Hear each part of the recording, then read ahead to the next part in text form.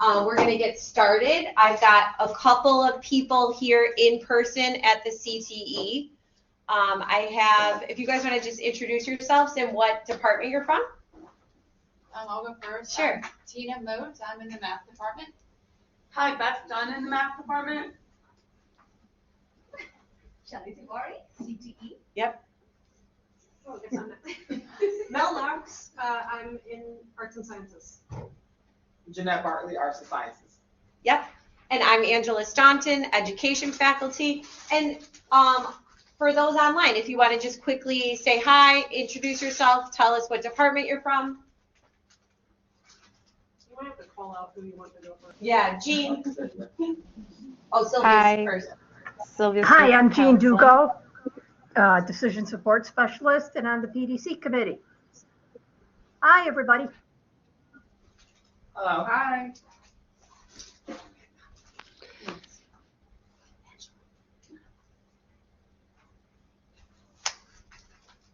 You may just want to call. Oh, he just got cut out.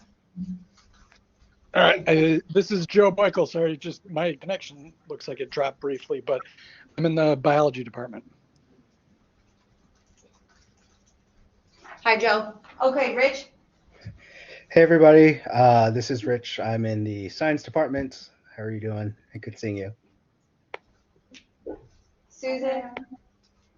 Hi, I'm Susan Rohde, but the faculty Susan Rohde, not the PDC Susan Rohde. Well, I did think that at first, and I forgot. So thank you for indicating that. Sylvia, go ahead. You kind of got cut off. Hi, everyone. I'm Sylvia Stark. I'm a full-time faculty member in the counseling department. Thank you. And Victor? Hi, everyone. I'm Victor McCullum. These are just basic introductions. I literally just logged in a few seconds ago. Just basic introductions. Is that right? Yep, in your area. Okay. Once again, I'm Victor McCullum. I've been at Triton College since 2005 as a full-time faculty member. I teach sociology within the behavioral science department. All right, welcome. All right, so who just joined? Pat.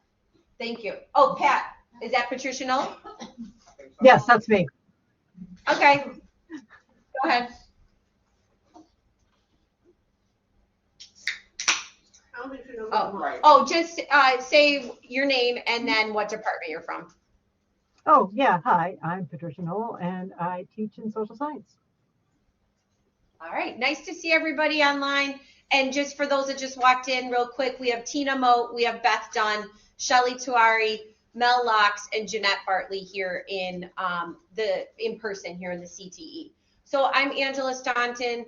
I am the chair of the Professional Development Committee. We were tasked with the big job of revising the very, very outdated, I think over 20-year-old faculty, full-time faculty observation form. We are here to make it better, to make it, user-friendly, and we've gone through many stages of the editing process over the last 6 to 8 months. My team has worked tirelessly on the revisions and are really trying to make it as user-friendly as possible. In addition, the deans have helped tweak some things, edited the form, again, made it, aesthetically pleasing as well, adding lines and so forth. I will upload the form in just a minute, but what I wanted to relate to everyone is a week ago we met again in here in the CTE. We had, I think, almost 12 people contributing to the discussion, and I wanted to review some of the suggestions that were given. So I'm going to upload this meeting document.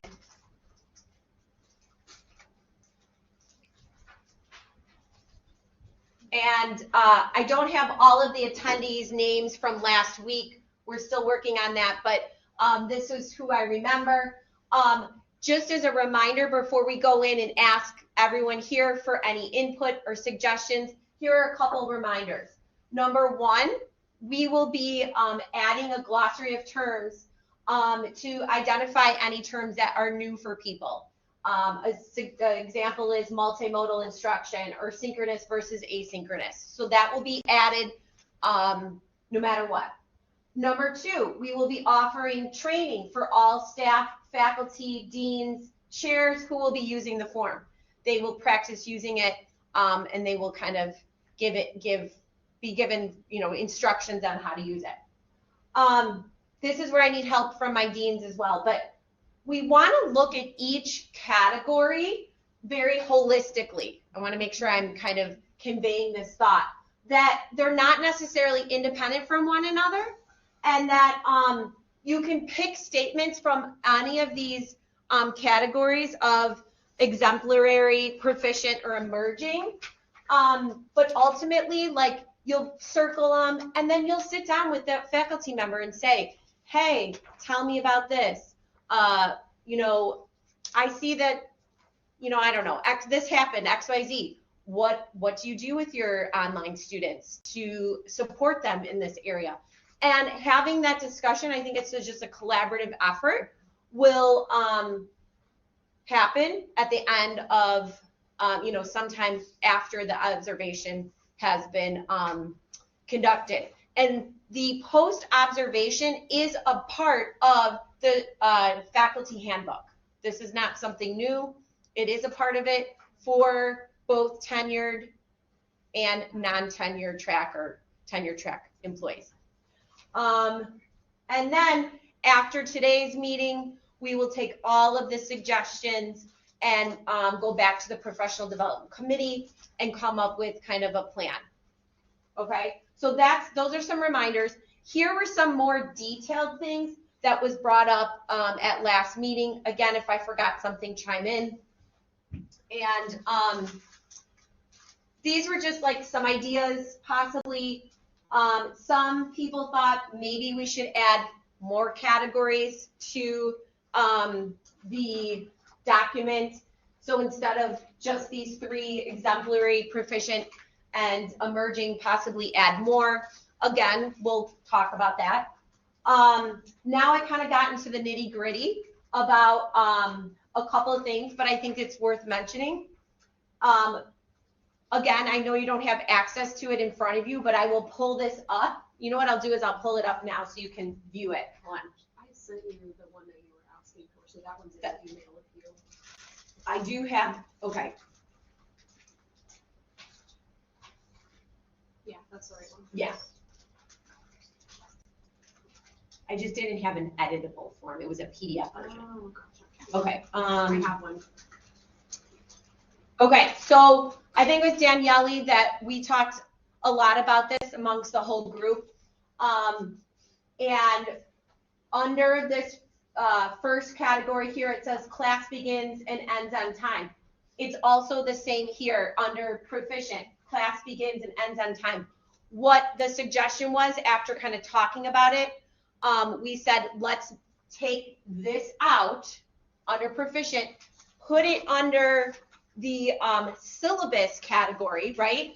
Completely take it out and put it under the page 2 under syllabus category, right? Is that what we? Well, not under the syllabus category, Oh. but treat it the same way, right? Have it be its own thing, like either class begins and ends on time or it doesn't. There's not like there's not a There's not a no- scale there. Yeah. Right. there's no- Oh yeah, so just make it either proficient or emerging. But make it its own category. Make it its own category. Yep, thank you. See, we all need to be together as a team with this. Okay, so that was number 1.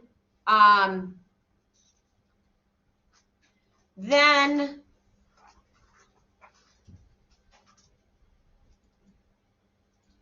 on page 5, there was a lot of discussion about this bolded word here, in the moment adjustments, and that was hard to define. We, as faculty, so we felt saying that we would go back to the drawing board and maybe add something like the instructor is flexible or the instructor is responsive, right, or can pivot. Was that kind of where we were at? Yes, Why were you struggling with that? Because it wasn't measurable? in the moment, how would you know if you didn't tell me that you just made that change? How would I know it? And what we talked about was we probably should change the wording, but that you may not observe. It may be the conversation you're having in the post observation where you may say, it looked like you did X, Y, Z, or the students weren't paying attention, but you did this thing. Talk to me about it, and that may be that in the moment, decision. Gotcha. But a lot of that may come out in the debrief versus actually seeing it. So what did you decide to do? Just to massage the language a little Okay. bit. Yeah. Yep. So either, instructor is flexible or responsive. Adaptive, Yeah, something like that. Sort of like make it a little more, a little less absolute, right? Like I saw it while I was in this classroom. Uh-huh. This happened at this moment. Perfect. Then, if you've seen the form before, there are clear distinctions between in-person, face-to-face classes and online. So moving to the online pages, we're going to move to page 3, where it states interaction and collaboration. We kind of had a debate about the whole, it says the LMS shell includes opportunities for synchronous and or asynchronous interaction as appropriate. And that could be confusing, right?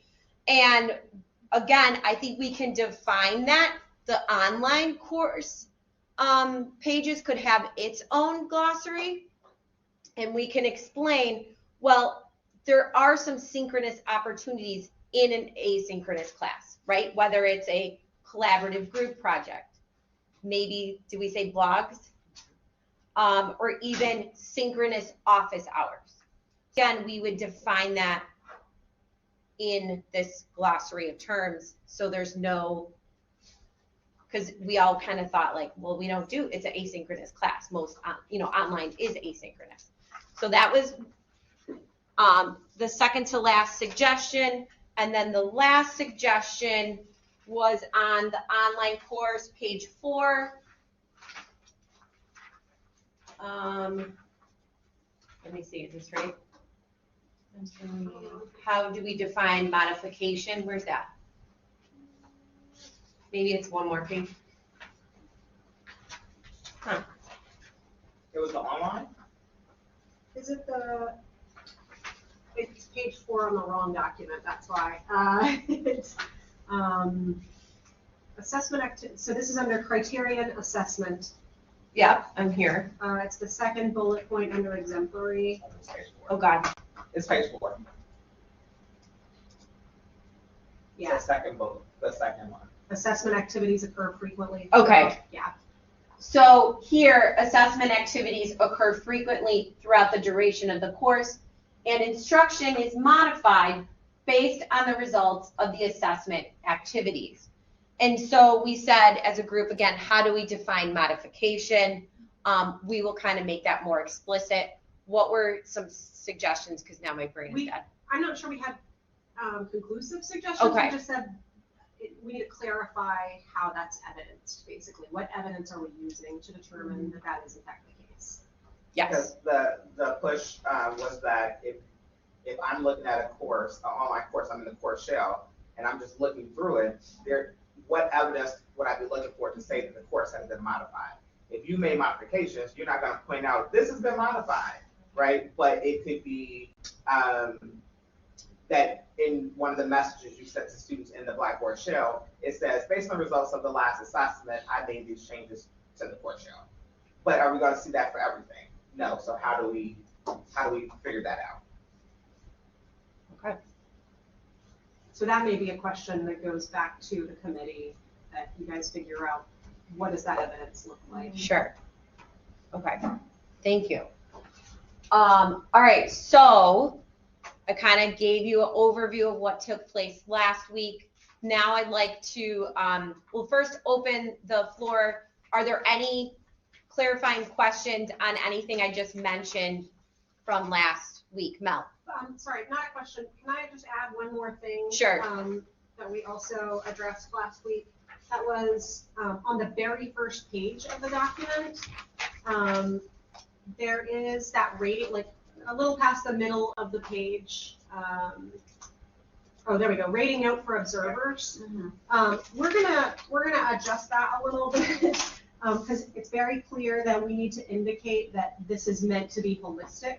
That we actually need to use the word holistic in this, and we need to indicate this is not meant to be a checklist. That because there is some confusion because of the format, like the lines make it look like you're supposed to go through each one and check them off. And that is not the intention here. So we need to clarify that in that spot. Thank you. I appreciate that. Okay, so everybody online, did you have any clarifying questions about any of what we just kind of covered? Let me look. Feel free to raise your hand or comment in the chat.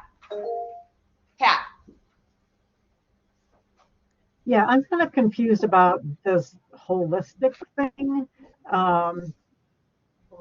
If I just read in the thing that this was supposed to be holistic, I'd be like, what does that mean? And some of the things that I've heard about what holistic means is like you're going to have a discussion afterwards, but is that going to change? The discussion will not be part, I mean, this is going to be filed and be part of your record. A holistic discussion afterwards will not be. So after this holistic discussion, is anything going to change on a form if something wasn't understood correctly? Do you see what I mean? Yes. The answer to your question would be yes. So when you're doing the observation, you're not necessarily going to have this entire rubric sitting in front of you. Hopefully you've read it ahead of time so you have an idea of what you're looking for. But then when you're in the observation, you're taking notes, right? You're seeing what's there. When you go back to fill out the form, you're filling out the form based on what you saw.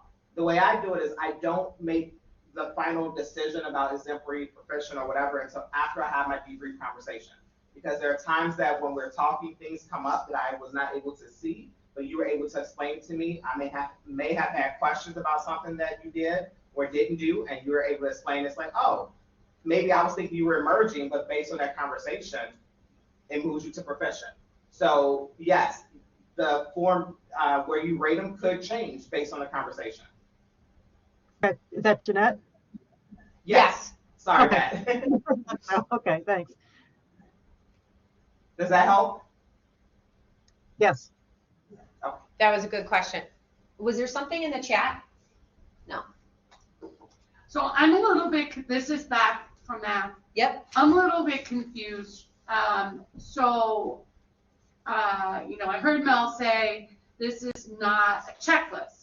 So if I'm observing someone like my faculty, I'm not going to look to see if they're facilitating discussions or providing an outline or giving explicit directions. I'm not going through this and saying, okay, well, they're exemplary here. I'm not like circling where they are. I'm just looking at these terms and I'm looking at them. There's no it's just very open and I'm just going to write a paragraph after it. No, so you might very well be going like, yes, they did this, they did this, they did this, and checking literally in that way. But what I mean by it's not meant to be a checklist is simply that like there are going to be things on here that we can't realistically observe in your class. Like in a math class, we might not see you discussing like the intricacies of like how this particular kind of problem came to be, right? So if that's something that I can't observe, then that's not going to be held against anyone. That's what I mean by so you're expected to have everything in every category. That's what I mean. So I'm just like a little confused because Jeanette said and that we're not going to have this in front of us. You can if you want. The point is that you don't want to sit there and you're like, okay, they did it, check. Oh, okay. And then you're missing things because you're so focused on this. You can have this there if you want, absolutely, and you can be taking notes on this direct document if that helps. We're not saying you can't have it, but I think the point about the checklist is if I'm looking at Tina, we use you as an example, you're right across from me. If I'm in Tina's classroom and she's doing the second thing on the learning environment organization class. So she provides an outline. That's exemplary. But then as I'm watching her, I start to see like she gives some opportunities for students to collaborate, but not many. That may put her in the proficient. So I may circle that, highlight it, or whatever. And then at the end, I'm looking holistically as to where she falls. So it's not about did she get 8 of them in emerging and she's emerging, or she got this many. That's when it becomes more holistic. And then, so at the end, so this is getting turned in. This Yes. is getting submitted. Yes. And it is or it is not digital. It will be It will digital, be right? digital. Yeah. She's So- going to type right into it. So you're not going to type anything. You're just going to put a check mark under exemplary No, you'll type at the bottom, you'll type in the comments section. in the comment section. Yeah, so there may Okay. be context that needs to be expressed in order to really understand like why things felt the way they did. But there's no like circles on this happened here, this happened under proficient, this happened under emerging. Not necessarily. Not necessarily. I'm very detailed. I think it's because of my background in teacher education, is that I highlight. So when I give this to you, Beth, it will have highlights where I feel you fall Okay. in each of these areas. And then at the bottom, I'm going to give context or evidence to support that. And then at the top, where you have the little box underneath each of those, that's where I would say, okay, she's exemplary. And that's the holistic part. That's the holistic part. Gotcha. So I'm kind of seeing, like, if you're highlighting and say the exemplary is Tina, by the way, online. If the exemplary has like the burden of highlights is under exemplary with a few in the proficient and emerging, then that can kind of guide towards if you're checking proficient, emerging, or exemplary. Yes. Precisely. Okay. And your comments will help to explain that if necessary. Thank you. Pat? Okay, kind of going off what Beth said, I did show this to my department a while ago, and I did get pushback from some people that this evaluation is just, I forget what the wording is exactly, but it's not punitive and cannot be contractually, so they did not want a rating scale to be added. So there is concern about that whole exemplary proficient stuff. And I also would say there are so many things on this form that tries to be for every class and every discipline. There's going to be so much stuff that is not going to apply to watching one 50-minute classroom in an entire semester and it couldn't be, even if you were, because some of it has to do with like how you grade and things like this that doesn't really belong. It reads to me more like this is how we want you to organize and teach your entire course, not as an observation of one particular classroom observation. It seems to me there's going to be a lot of stuff that's just like didn't observe it, which isn't going to be helpful and is going to look negative for the person being observed. Pat, could you clarify the first part of what you said about, because I'm still learning the contract, so bear with me, because I wasn't quite clear what you meant about.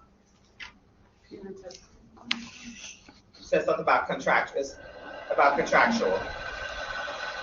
Right, so contractually this process is only, I can't remember the exact words in the contract, but it's only supposed to, help faculty get better. It is not and cannot contractually be used in a punitive way.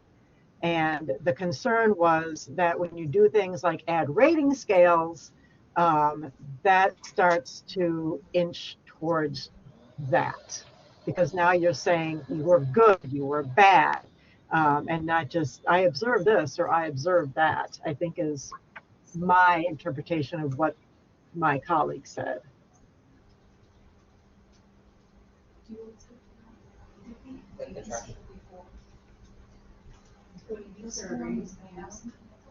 There wasn't a rating scale before, no. Someone in the audience asked if there was a rating scale on the previous form, and no, it was just checked. Yes It was or no. checked by, yeah, it was a yes or You no. deserved it or you didn't. Yeah. have it. But then you still have to write about, you have to give feedback or write about what you saw. In terms of, I hear what you're saying about the contractual piece. This is not meant to be punitive in any way. This is about feedback. And you're right in the sense when you said that some of these things are like course-wide. You're right in that, because you have to think about this observation is one observation is done over a 2-year period, right? So we have to be able to have conversations about what's happening as part of the overall evaluation in your course. So there will be things that you won't be able to observe, and you're going to say potentially not observed, but it should not look negative because we're saying we couldn't observe it. In your comments, in the context, that's where you explain it, right? So it's not like I didn't observe it because she never does it, just like I just didn't observe it. It didn't happen in a particular class. But it's about the conversation that takes place as well. And I think that's the piece that's really important. We have to have the conversations to go with this, because otherwise, to your point, Pat, I think it would look more punitive. But it's not meant to be at all. It is about giving feedback and supporting you all the best that we can. So this is Beth Dunn again. To Pat's point, why have that exemplary, proficient, and emerging line? So you could take that whole line off, leave everything else that's under it. We didn't have it. The professional committee didn't have those boxes. They were when you all gave it to us, it was on there. We just took exactly what you all had. No, you took our wording, but then you put Oh, exemplary. We had it structured a little bit differently. There were So different like, words. I'm Yeah. just saying, take You're right, that they're different words. row out. Like, The top, take just out. take it out. Like, why at the end say this is where you are? Because, Pat's right. It is a judgment. You are judging. You're saying, this was good. That's how that is perceived. Exemplary, proficient, emerging is saying basically ABC. I guess I'm thinking as a faculty member, as a former faculty member, it is very difficult for me personally, and this is like, I'm not trying to speak on behalf of faculty members here, that is not what I'm doing, but for me personally, I would find it very difficult to get feedback and not be told sort of where I am with that feedback. Do you understand what I mean by that? Like, it would be a real challenge for me to hear, you did this, you did this, you did this, and not also hear, and this is working really well, but I want you to work on this. Does that make sense? Place, you want to see where you are. And I believe that has been happening with what we currently have in place. Not saying that that's what we should keep, but I would say there is a space for that kind of commentary on, this is what I observed and this is where I think you can improve. But when you put the words exemplary, proficient, and emerging on here, you are basically saying, great, good, not good, whatever. And I hear you, but I think that's where the wording, the text actually comes into play, so that it does not become punitive, right? Because now I'm saying I get what you're saying, Beth, about it feeling like a judgment. I get that. I'm not pushing back on that. But I think that's where what you have in each of the columns becomes very important, and the comments that you give becomes very important. Because I've read many observation form since the year and a half I've been here from various departments, and they don't all read the way you're saying. When you said that, you put the comments there and it reads like feedback. I've seen many where there's no feedback. It's just, here's what happened in the classroom. This person is great. That's it. No feedback. I have no idea what you really saw. I don't have any idea what they did. You know what I mean? But Yeah. It's like they're great. And so there's no feedback. Gotcha. Victor, I know. Yeah, no, Victor, wow. you've been waiting very patiently. Victor, go ahead. No, I've been waiting. I've enjoyed the conversation. And let me just say, I definitely agree with Pat and Beth about that in terms of the wording of the use of the words exemplary and good, for instance. That I think it leaves open for interpretation of it, whereby it could be punitive, but also see Jeanette, in terms of what you're saying as well. So there's got to be a way to kind of find a happy medium with that. But I came in after about 2 minutes after you guys got going. When is this form tentatively supposed to be scheduled to be rolled out? This is just a rough draft right now. When is it going to be rolled out? It's a draft. We're not. it will not be this No. academic year. Yeah. Okay, so no timeline has been kind of determined for that at this point, right? No, I don't want to move too quickly. Angela, Okay. can I ask what professional development did have on the top? I know. I have it. You know what? I have it in a thing here. I will look it up. But you know what? I did want to address, because we keep looking at this. Tell me about the box at the top that says not observed. When would you? It's just one little box in the corner. How does that work? I think we just copied that over. We did. And it may not even make sense anymore. Okay. honestly. Yeah. So we need to remove that. Yeah. Okay. And it looks like maybe Pat has her hand raised, and I'll look up what the form was. Pat, go ahead. I just want to say that I do agree with Beth about removing those things. You can keep the text underneath, and that can, spark the kind of conversations that Jeanette wants without having these, words in there. I don't think you need those to get the conversation that you want. And did I just hear that not observed is being taken out of the form? Yeah, we're not sure that we can, I'm not sure we could observe a class and not observe one of the things listed here. Right, Do you know like what I the mean? entire section. Let's go. Right now, Pat, at the top it says not observed. That means that entire category was not observed. Yeah. You should be observing something in every one of the categories. So yeah, that's why we're saying that should be taken out. Was probably meant to be the fourth option, so exemplary, proficient, emerging, and then. I think that's Yeah. how it So- started, so yeah. If I go to observe a class and then that class also has a lab, but that day there was no lab, so I won't observe the lab portion of the code. So I would say not observe for all of those Right. sections. So I think that was supposed to be the fourth option, not observe this particular aspect, and observe the one. Right. And I think it just, by the time it got Basically doesn't have it translated in so there. many times, it like no longer makes Because sense here. where not observed is on the board. Oh, it looks like it did have it in. Angela, was this the one that, do you want me to just, Yeah, that's it. but it does Make have a copy. comments, it did have read. Okay. Needs. Oh yeah, we went from 4 to 3. Yeah. And it was each area. It was each box. Okay. Because you guys had 4, then we added another one, you're like, that's too many, so we pulled one out. We pulled 2 out at that point. So Richard said yes. Yeah, first. Got it. I have it here. I just don't know how to. Can you just tell us what the ratings were? Yes. Okay. So to clarify, the original form under each category. So it used to be like under, where is this here? Like learning environment and organization of class. There was, the 9 criteria or statements, and then it was exemplary, proficient, satisfactory, needs improvement. So we took 4 and made it to 3. What was the third one? Proficient? Satisfactory. Satisfactory. Needs improvement. Yeah, and there was a lot of discussion about needs improvement, and that got jettisoned pretty quick. Yeah. And wait, who's Angela? I have our first draft. Okay. Does anybody want me to put the link in the? No, you just said what they were, so I'm fine with that. Okay. Right. All right, we're good, Rich. Thanks. All right. Any other questions, in-person people or online people? Pat. Me again. I noticed, at least in the form that I'm looking at, maybe it's old, but there's a couple of things that are like as appropriate or something like that. I'm like, well, how do you determine that? That seems extremely subjective to me.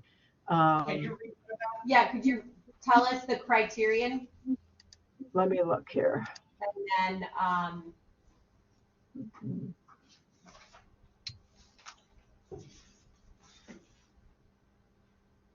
Of course, now I can't find them.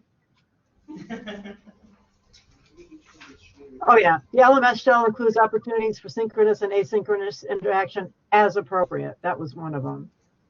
Yeah, but that's one of the ones that Angela was talking about at the very beginning of this meeting. Okay. That one is in the on online page section. 3. Yeah. That's the one that we have to, oh, sorry, no, I'm still on the wrong page. Sorry. So we're gonna define as appropriate, right? Yeah. Farzan? Well, this is the one that we have to talk about, Defining the term. yeah, we have to define those terms because it's not going to be appropriate to ask, does this particular online section have synchronous learning? Because this one might not. That might be inappropriate given the context. So that's one of the ones that we already have slated for adjustment. Okay. Pat, did you catch that? Tina has a question. Yeah. I think Farzan first and then Tina. Yeah, Farzan. Rich was saying he has the document, so might as well, if he can share it on the screen instead of saying, can you read? We will have the document right there and we can. Oh, yeah. I don't think that was the old one. Okay. Yeah. Share it. Yeah. I said, yeah, I don't think it was fine. She wanted to know the exact terminology and we found it, so. But if anyone wants it, I can always, Rich can share the link. Tina? I'm sure I'll have more comments, but just some of the ones between categories of the exemplary, proficient, emerging, whether we keep those titles or not, it seems They're the same. Yeah, like for example, the third one, the instructor provides and follows an outline or agenda that includes It's on page 3. page 3, learning environment and organization of class. Thank you, Yep, Beth. right up here. Instructor provides and follows an outline or agenda that includes lesson objectives as exemplary. However, the proficient is the instructor provides and follows an objective-driven outline or agenda. How are those two different from each other? In fact, for my ears, it sounds like One of an those might be a objective. typo, actually. Okay. What do you think the typo is? Well, one of those might be a typo. I think that language was supposed to be removed from one of them and didn't get removed. But maybe we would want under exemplary, it would be, wait, now I just lost. To me, the The third profession one. seems more That one. exemplary than the exemplary. And I think it is supposed to be switched But because even so, it's made like but- that difference between the How are they two. different? They're not, that's what I'm saying. I think there's a typographical problem there. I think we dropped That includes during the many edits of this, that just You didn't. think you dropped the word not or something? no, the way it's written, there is a difference. So an outline could be me just, and I think these are switched honestly, or we dropped the word in the first one. But objective-driven outline is you have a very structured outline. This is what we're doing today. Whereas in the exemplary, what should have been there is you have an outline that's flexible, right? Okay. Because if you follow strictly and you never make changes based on what the students are doing, you're still following your outline, but it's so structured, so strict. Whereas in exemplary, it should be you have an outline, but your outline is flexible. It's still objective-driven, but it's a more flexible outline to allow for you to make changes. You don't have to put that there. You can just drop the word and do whatever. But I hear what you're saying. But I am a fan, lesson objectives or learning targets, that really should be in there. Then I think if you do that, that Just can be, switch them? yeah, switch them. I think we switched And then those. massage the language on the exemplary. Exemplary. There we go. So my suggestion would be we switch those and then drop that includes lesson objectives from the proficient category. Does that make sense? Oh, okay. That does make sense if they're switched. Okay. Okay. Yeah, I do think the wording there was supposed to be adjusted and just something got dropped in the process of editing. All right, this is great feedback. Oh wait, are we over time? No. Okay, we have like. No, that's 4:30. Whew. We've got about 15 minutes left. All right, any other clarifying questions, comments? This is very productive.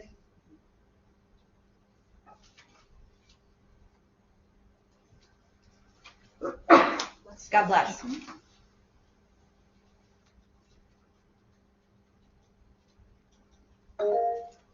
Pat.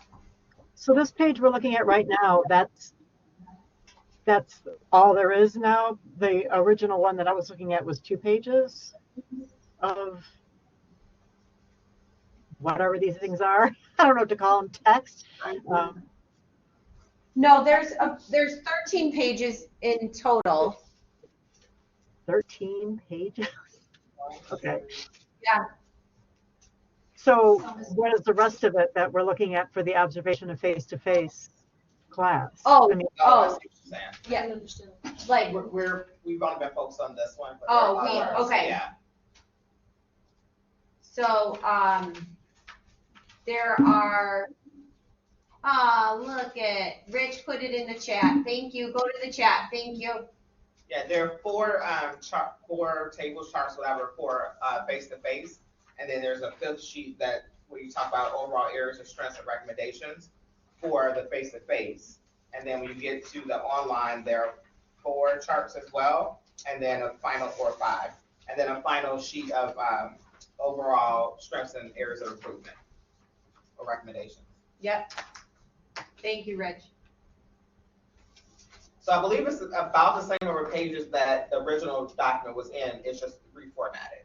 Because you all had these, we took the same categories. Like, they're the same categories. It was just reformatted. Well, they're not the same categories anymore because they went from 4 to 3. Got rid of. Oh, yeah. No. You're using categories differently than I am. They were the same. Nope, you're right. They were the same number of sections. Yeah.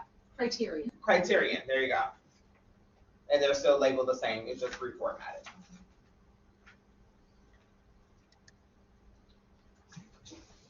I am just going on record of saying that I think exemplary, proficient, and emerging should be taken off. All the other stuff can stay. Okay. I agree with Beth on that one. How do we delineate? Yeah, that's what I'm wondering. You have it Is there a delineated. different mechanism? You do have it delineated because you have them in separate columns. But if you're across the board in there, then you're no longer leaving. I can't talk to this. If you take the boxes out and you put it there, but when you ask at the end to check a box and say where the person is, I think that should be taken off. If you want to keep the heading on there, but okay, and where you can see this is exemplary behavior, this is proficient, this is emerging, but just not have a box checked at the end. And then describe whatever. So keep the language, I'm sorry. Yeah, no, I know, I just said, so take the checkbox away is what I'm hearing that, and maybe describe that in whatever that holistic evaluation. So it could in that large. Yeah, you could say this is behavior that is exemplary, this is behavior that is proficient. Right there. Okay. Yeah. So when you describe it in the areas of strengths and then you give the recommendations. Yeah, just never do the check mark. Just get rid of the Yeah, checkboxes. That's all I'm saying. Okay. Well, just the boxes, not the words? I'm all right with the words, because I'm all right with having the words there, because you're saying these are examples of proficient, and these are examples of emerging, and these are examples of exemplary. Which is exactly what the intent behind this format. Right. But you don't have to actually go in and say, this is where you are. And if you're talking about the overall strengths and recommendations, I think you can capture that talk about without it saying there. Yeah. without using those Yeah, terms. I think the idea was to get away from checkboxes, Okay. checklists, I and think all of this is a that. solid solution. Yeah. Yeah, I think so too. I think the same agree. Pat? Yeah, actually, I mean, I agree with that, and I would get rid of the words too, because the form to me seems really strained to try to like get all these things in and all these definitions and all these categories and all this kind of stuff, when it seems to me that what is really wanted and what is really the meat of this is the written comments. Would it be simpler to just have things like these? This is the observation. These are suggestions for what you should be looking for in the classroom, and just forget all the categories and just say these are the kinds of things that you should be looking for. Have them have that in their minds while they're observing, and then write about them in the comments part.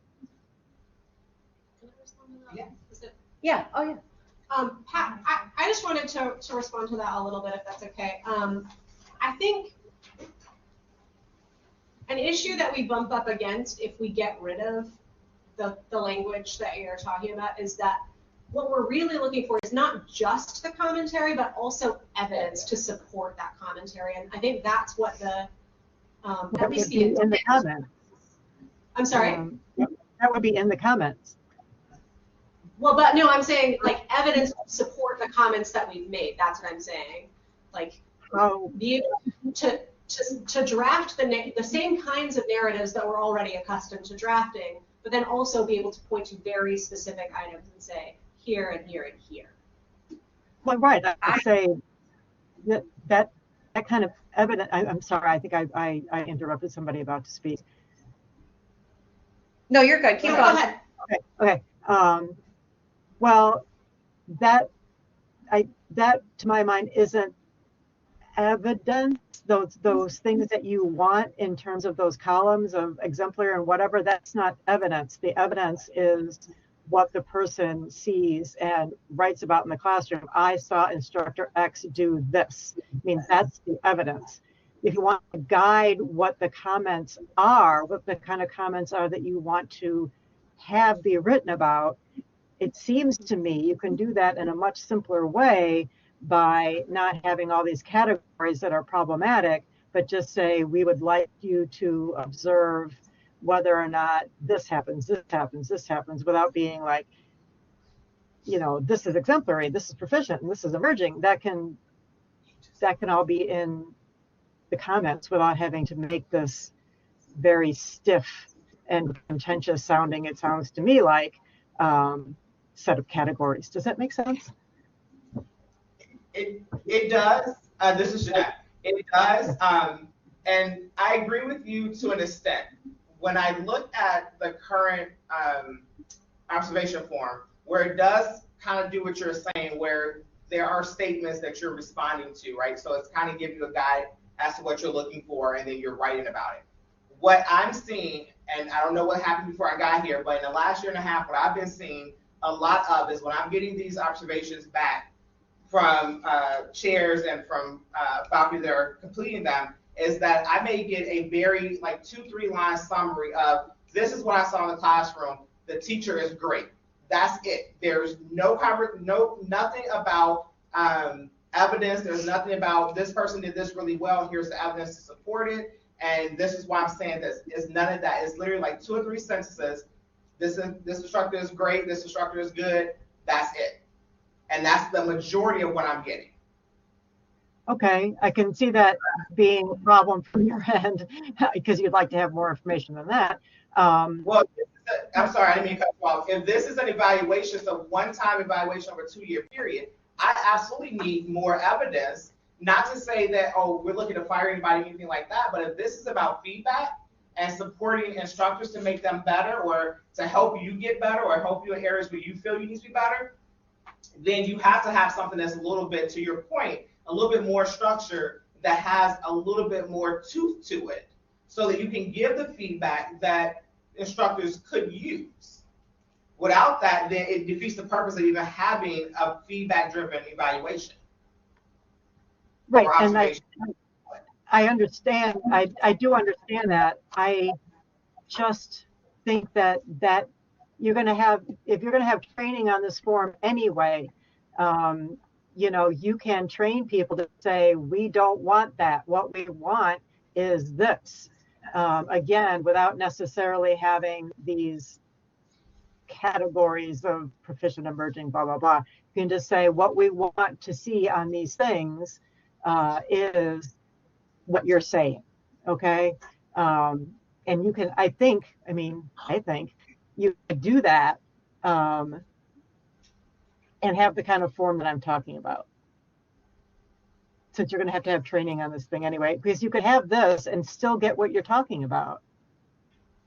You're less likely to get it. You're right. You may still get it if someone's not following the form, but you're less likely to get it because the form in itself is more objective than it is subjective. And because individual people are doing it, you are going to get some subjectivity. That's a given. But the part of this is to eliminate a lot of that subjectivity that we are getting in some of the forms. I'm going to just add a comment too, just from being an observer for, lots of different areas. I do feel like having these category statements, if we're calling them statements, is helpful, because then, like we said, we go to this overall areas of strength and overall recommendations. I can pull from here, and whoever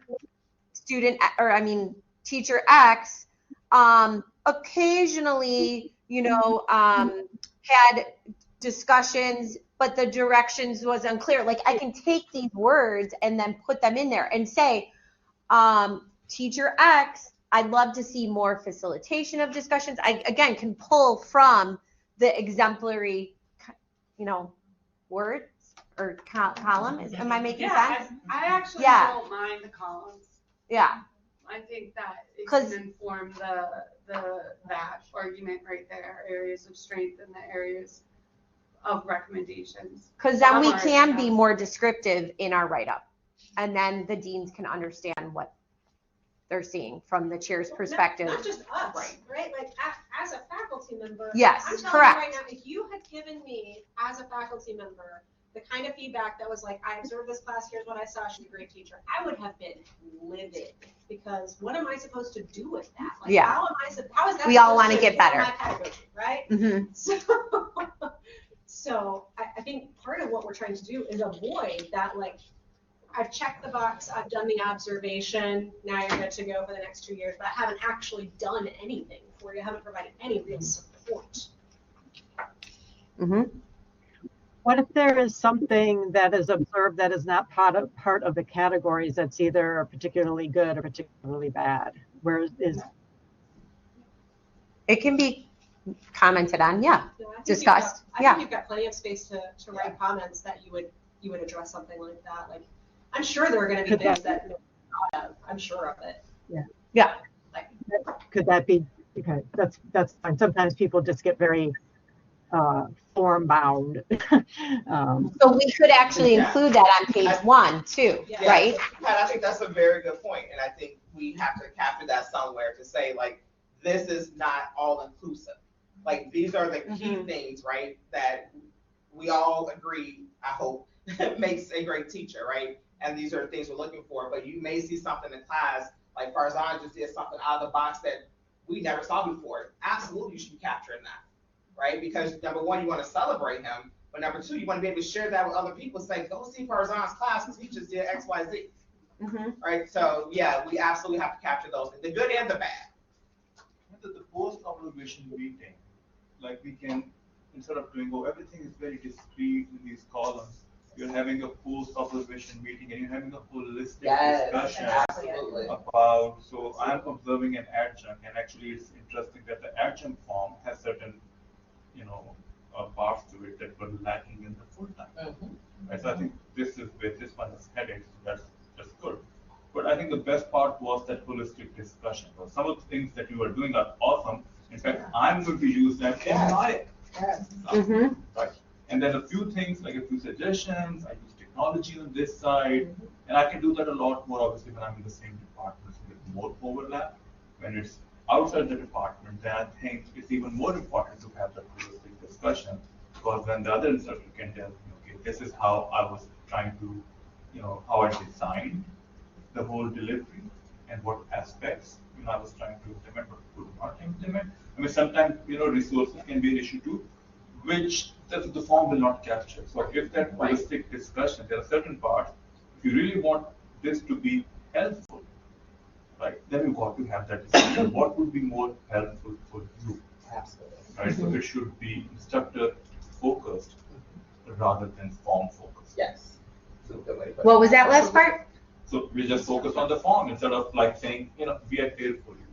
It's instructor focused. Instructor focused. Instead of form focused. Yes, I love that. Way to put that. Yeah.